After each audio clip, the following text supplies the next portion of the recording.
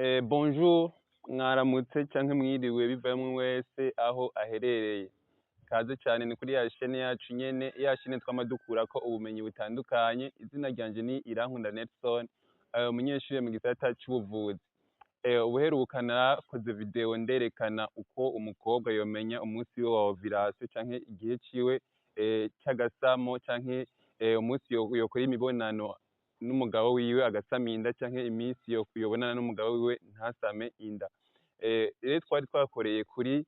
cycle irihagiriye canke ku bakobwa bafise ukwezi kudahindagurika. Rero bivanye n'amakomantere mwagiye muraturungikira twarabonye ko hariho ababajije mbega mu gihe jewe mfise ukwezi guhindagurika nobigenza gute. Uyu munsi rero nico kinzindukanye,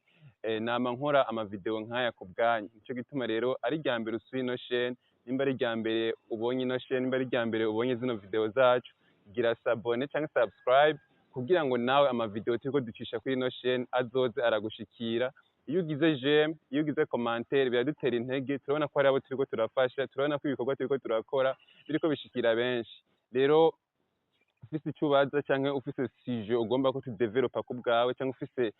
ikibazo ugomba ko twokorera video, candike muri commentaire, ninaheza kugisoma nzoca nawe ndagukorera video nkuko twama tubikora. Rero uyu munsi hari uwabajije ati mbega mu gihe mfise ukwezi guhindagurika noharura gute umunsi wanje wa ovulation, nomenya gute igihe nokora imibonano nkasama inda, nobona gute igihe nzokora imibonano sinsame inda. Rero uyu munsi nico kinzindukanye mu gihe ufise ukwezi guhindagurika, kuko video iheruka twakoze kubona afise ukwezi kudahindagurika. Rero ikibazo ca mbere umuntu wese ategerezwa kwibaza, mbega ni ryari mvuga ko mfise ukwezi guhindagurika, ni ryari umukobwa avuga ko afise ukwezi guhindagurika. Rero ico nico kintu ca mbere umuntu wese ategerezwa kumenya, kuko hari abo twabonye batubaza ngo jewe ukwezi kwanje guhindagurika uku nuko, mbega noba ndumuhagiriye canke noba ndumuihagiriye. Rero tuvuga ko umuntu afise ukwezi guhindagurika mu gihe ukwezi kwiwe guhindagurika kukarenza iminsi 5. Dufate ukwezi kwawe kwa mukumuna, dufate muri janvier ukwezi kwawe kwamaze 21 jours, hama tugiye muri janvier ukwezi kwawe kaca kumara nka 30 jours. Urumva ko wavuye kuri 21 uja kuri 30 jours, urumva warengeje ko iminsi 9. Are muri ico gihe tuvuga ko ukwezi kwawe guhindagurika, kuko tuvuga ko ukwezi guhindagurika mu gihe kurenza iminsi 5. Ariko mu gihe nimba muri janvier wagiye ukwezi kwawe kwamaze iminsi 21, hama muri février ukwezi kwawe kaca kumara iminsi 23, aho tuvuga ko uri umuihagiriye, aho uba uri umuhagiriye, kubera tuvuga ko ukwezi guhindagurika mu gihe kurenza ko iminsi 5. Rero ubu rero tugiye dukoreye kubona afise ukwezi guhindagurika. Kaze cane ugire sabone, ugire partage, imba biguhimbaye ko n'abandi babona ino video, ushishikare nawe utahura ubumenyi butandukanye. Rero tugiye kwishura ico kibazo dukoresheje ino calendrier twamaze gushikana hano. Ego karibu cyane duharure dukoresheje ino calendrier, duharure mbega ni ryari ko ndi umuihagiriye mfise ukwezi guhindagurika, ni ryari nomenya ni ryari nomenya umunsi wanje wa ovulation, ni ryari nobonana n'umugabo nkasama inda, ni ryari nobonana n'umugabo sinsama inda. Ni ivyo bibazo bitatu tugiye kwishura. Kaze cyane. Rero tugira twisunze ino calendrier, turabe mbega mu gihe mfise ukwezi guhindagurika n'uwahe munsi wanje wa ovulation, n'uwahe munsi bijya byose nababwiye. Rero tugira turabe umuntu afise ukwezi guhindagurika, nababwiye mu gihe rero ufise ukwezi guhindagurika uca uharura amezi 6 canke amezi 8 ukaraba uko ukwezi kwawe kwagiye kurahindagurika. Reka duhere nko mu kwa mbere, tuvuga ati uwo mukobwa twamwiswe Divine, tuvuge ko Divine mu kwezi kwa mbere ukwezi kwiwe kwamaze iminsi 23. Tugiye muri janvier mu kwa kabiri ukwezi kwiwe kwamaze iminsi 30. Muri mars ukwezi kwiwe kwamaze iminsi 31. Mu kwa kane, mu kwa gatanu, mu kwa gatandatu, mu kwindwi, mu kumunani. Nukuvuga uharura amezi 8 ukaraba uko amezi yawe yagiye arahindagurika. Rero urabona ko Divine amezi yiwe adasa. Ukwezi kwa mbere kwamaze 23, hari ukwezi kwamaze 30, hari ukwezi kwamaze 22, hari ukwezi kwamaze 33, hari ukwezi kwamaze 28. Nukuvuga ukwezi kwa Divine kurahindagurika. Sino mu gihe kudahindagurika ari 23 aguma ari 23 nyene hose canke 24, 25 kuko gusa urabona ko Divine yavuye nko kuri 23 asimbira kuri 33. Nukuvuga ukwezi kwiwe kwarengeje ko iminsi 10. Muri ico gihe ukwezi kwa Divine kuba guhindagurika. Rero turabere nababwiye ucuharura we ugomba kumenya mbega umunsi wanje wa ovulation ni ryari ko mfise ukwezi guhindagurika. Ucuharura amezi 8 y'umwaka, ukavuga rimwe gushika ku mezi 8 ukaraba ukwezi kwawe kwagiye ngene amezi yawe yagiye arahindagurika. rero ubu divine wacu ukwezi kwiwe muri uwo mwaka dufate ko ari umwaka wa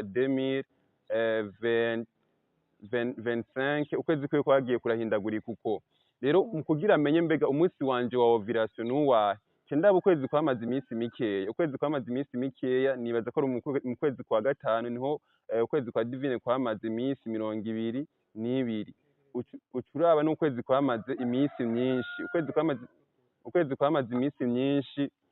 kwamaze iminsi myinshi muri aya mezi ya divine ni ukwezi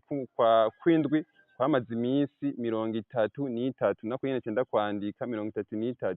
rero kugira amenye mbega umunsi wa ovulation wa divine nuwahe cafata kwa kwezi kwamara iminsi mikeya gukuramwo iminsi 14 nugaca ntora iminsi 8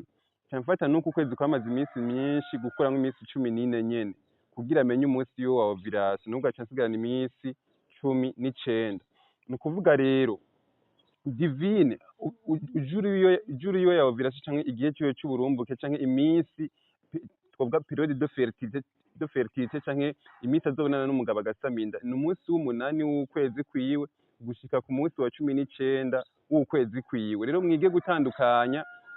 gutandukanya amatariki y'ukwezi kwawe hamwe n'amatariki ya karandiriye kuko ntibiba bisa rero dufate ko divine yagiye mu kwezi itariki 2 z'ukwezi kwa Rusama ariko kwezi kwa gatanu ni ukuvuga divine ukwezi kwiwe kwa Rusama ucuharura dufate ko ukwezi kwiwe kwamaze iminsi 22 reka dufate ukwezi kwiwe kwamaze iminsi 22 rimwe kabiri gatatu kane gatanu gatandatu indwi umunani icenda cumi na rimwe na kabiri na gatatu na kane na gatanu na gatatu n'indwi n'umunani icenda 22 ni ukuvuga ukwezi kwa divine kwamaze iminsi 22 ni ukuvuga ro 23 niho ukwezi kwa divine kwaheze uko ro 24 yaciye abona ayandi maraso nubwo hari hatanguye cycle nshasha rero divine yatanguye yabonye amaraso itariki 2 z'ukwezi kwa gatanu acasubira kubona ayandi itariki zingahe 24 z'ukwezi kwa gatanu ni ukuvuga ukwezi kwa divine kwaheze itariki 23 gusa rero izi ni itariki za calendrier divine iracaharura none ukwezi kwanje kwamaze iminsi ingahe ucuharura igihe amaraso watanguye kuyabona rimwe ushitse ngahazuba ari kuri 22 ni ukuvuga ubonye yandi maraso ukwezi kwawe kuba guheze nubwo ukwezi kwa divine kwaheze itariki 23 ariho harimwo iminsi 22 rero divine aba yaraharuye ibi bintu agaharura amezi 8 yose akayamenya ingene yagiye arahindagurika acafata kwa kwezi kwamara iminsi mikeya gukuramwo 14 na kwa kwezi kwamara iminsi myinshi gukuramwo 14 acabona ko intervalle yiwe periode de fertilité ni kuva ku munsi w'umunani w'ukwezi kwiwe gushika ku munsi wa 19 w'ukwezi kwiwe caduharura rero rimwe kabiri gatatu kane gatanu gatandatu indwi umunani ni ukuvuga guhera kuri iyi tariki y'icenda gushika ku munsi wa 19 hani rimwe kabiri gatatu kane gatanu gatandatu indwi umunani icenda cumi na rimwe na kabiri na gatatu na kane na gatanu na gatandatu n'indwi n'umunani n'icenda ni ukuvuga gushika ni ukuvuga kuva itariki y'icenda y'ukwezi kwa gatanu gushika itariki ya 20 iki ni igihe divine niyabonana n'umugabo azoca asaminda kuva itariki 9 gushika itariki 20 iyi minsi ni minsi divine ategerezwa kwirinda kubonana n'umugabo mu gihe adashaka gusaminda iyi minsi ni minsi divine ategerezwa gukoresha agakingirizo mu gihe atifuza gusaminda iyo bitwa periode de fertilité ni gihe urubuto rwa divine ruba rwiteguye gusohoka kugira usanganire urubuto rw'umugabo muri ico gihe divine acasama imbanyi rero iyi niyo bitwa periode de fertilité kuva ngaho itariki y'icenda gushika itariki ya 20 aya n'amatariki divine ategerezwa kwikingira mu gihe adagomba gusaminda aya n'amatariki divine ategerezwa kubonana n'umugabo wiwe kugira asaminda niyo bitwa periode de fertilité ayandi matariki ya gatatu kabiri aha naho divine yobonana n'umugabo ntiyosaminda iminsi yosaminda ni guhera itariki 9 gushika ku itariki ya 20 rero nuko bakarikira umunsi wa ovulation canke periode de fertilité canke igihe ubonana n'umugabo ugasaminda mu gihe ufise ukwezi guhindagurika reka twitize ukwezi dukora kandi karorero twitize ukwezi kwa gatandatu dufate ko divine yabonye amaraso yiwe itariki imwe iyi tariki imwe niho divine yabonye amaraso twabonye ko divine afite ukwezi guhindagurika aya mezi 8 aba yaharuye ukwezi kwiye gutoya kumara iminsi 22 ukwezi kunini kumara iminsi 33 rero ucukuramwo umunsi w'umunani w'ukwezi kwiwe umunsi wa 19 w'ukwezi kwiwe rero ucuharura rimwe kabiri gatatu kane gatanu gatandatu indwi umunani ni ukuvuga uwo munsi w'umunani ni umunsi divine ashobora ni umunsi ni intango ya jour d'ovulation canke ni intango ni umunsi wa mbere divine niyabonana n'umugabo ashobora gusama inda uca uharura guhera ku munsi w'umunani gushika ku munsi wa 19 munani icenda cumi na rimwe na kabiri na gatatu na kane na gatanu na gatandatu cumi n'indwi cumi n'umunani cumi n'icenda gushika ngaha kuva kuri iyi tariki y'umunani gushika kuri tariki ya 19 ni iminsi divine niyabonana n'umugabo azoca asama inda kubera ni iminsi urubuto rwa divine ruba rwiteguye gusanganira urubuto rw'umugabo canke iyo bitwa jour d'ovulation rero twaba twabonye ko ukwezi kwa divine kumara iminsi 22 ukwezi kwa divine kuzomara iminsi 22 kuri uwo munsi wa 23 azoba atanguye cycle nshasha cuyiharura gusa iyi minsi guhera ku munsi w'umunani gushika ku munsi wa 19 w'ukwezi kwiwe divine abonanye n'umugabo azoca asaminda kuko ni iminsi niyo bitwa periode de fertilité ya divine rero ushobora kucibona nawe ukora ubundi burorero ukitiza ukundi kwezi muri calendrier cyangwa ugakoresha nawe amatariki yiwawe ni ukuvuga rero mu gihe ufite ukwezi guhindagurika tora urupapuro wandika ahantu amezi yawe uko agenda arahindagurika uhere ukwezi kwa mbere gushika ku kwezi k'umunani uharure uko amezi yawe agenda arahindagura iminsi hama uca ufata ukwezi kwamaze iminsi mikeya ukuremwo 14 uca ufata n'ukwezi kwamaze iminsi myinshi ukuremwo 14 iyo minsi utoye y'ukwezi kwawe niyo minsi niyo minsi niwo munsi wawe w'agasamo canke niyo minsi utegerezwa ubonanye n'umugabo uzoca usama inda canke niyo bitwa periode de fertilité rero uko niko baharura jour d'ovulation canke periode de fertilité hamwe na periode non fertile mu gihe ufise ukwezi guhindagurika nababwiye n'igihe tuvuga ko dufise ukwezi guhindagurika ni mu gihe ukwezi kwawe kurenzako iminsi 5 rero kaze cyane